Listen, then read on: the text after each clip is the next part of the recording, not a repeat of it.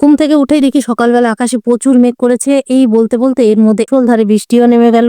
মাস প্রায় শেষ হয়ে আশ্বিন মাস পড়ার আর কয়েকটা দিনই বাকি আছে, পুজো প্রায় চলেই এসেছে। তাও দেখো বর্ষাকাল যেন শেষই হচ্ছে না। এবার হয়তো দুর্গাপূজাতে বৃষ্টি হবে। যাই হোক, বৃষ্টির কথা কি আর বলবো, এইভাবে কাজকর্মগুলো করে যেতে হবে। সকালে 1 কাপ চা খেয়ে এনার্জিটা তৈরি করে নিয়ে তো কাজে নেমে পড়েছি। এখন তোমার মূলো শাক কেটে নিচ্ছি, আর সঙ্গে দেখো মূলো শাকের সঙ্গে এই মূলোগুলো না খাওয়া যাবে, মানে মূলো শাকের সঙ্গে মূলো ফ্রি। তো যাই হোক, এবার সমস্ত শাকগুলো কেটে নিই। এর মধ্যে দৌড়ে বাহিরে গেলাম, সবাই চিৎকার পাচ্ছে এই দেখো কি কি। তারপরে দেখি বাঁশের মধ্যে বিশাল বড় একটা দারাস সাপ। তাড়াতাড়ি করে একটু ভিডিও করে নিলাম, তোমরা দেখতে পাচ্ছ কিনা জানি না। দেখো যতটুকু দেখা যায়, দূর থেকে করেছি তো তাই। তো তারপরে এই তো আবার রান্না বান্নায় চলে এসেছি। তো এখন হচ্ছে ডালের চাপড় করে নিচ্ছি, মানে ডালের চাপড় দিয়েই তোমার মূলো শাকের ঘন্ট করব। আর অনেকগুলোই ডাল ভিজিয়েছিলাম, তো কিছুটা ডাল বেঁচে গেছে, সেই ডালেরই বড়া করে নিচ্ছি। আর এই দেখো এইদিকে আমি ডিমটা ছিলে নিলাম। টাটকা হাঁসের ডিম কি যে ভালো লাগে, বলে শেষ করা যাবে না। আজ আফগানিয়ান ডিম কারি করব। তো এই রেসিপি যদি তোমরা দেখতে চাও অবশ্যই আমাকে কমেন্ট করে জানাবে পরবর্তী ভিডিওতে, তাহলে দিয়ে দিব। তো যাই হোক, এই তো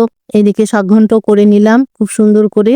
আমার মূলো শাক খেতে তো দারুণ লাগে। তো যাই হোক, এইভাবে মূলো শাকের ঘন্ট কে কে খেয়েছে একটু কমেন্ট করে জানাবে। তারপরে আমি এদিকে যে ডিম কারি করে নিচ্ছি, আফগানিয়ান ডিম কারি, সত্যি অসাধারণ। এখন থেকে ডিম আনলে তো আমাকে এই রকম রেসিপিটা বারবার করতে হবে। আফগানিয়ান ডিম কারি খেয়ে সবারই এত ভালো লেগেছে কি আর বলবো।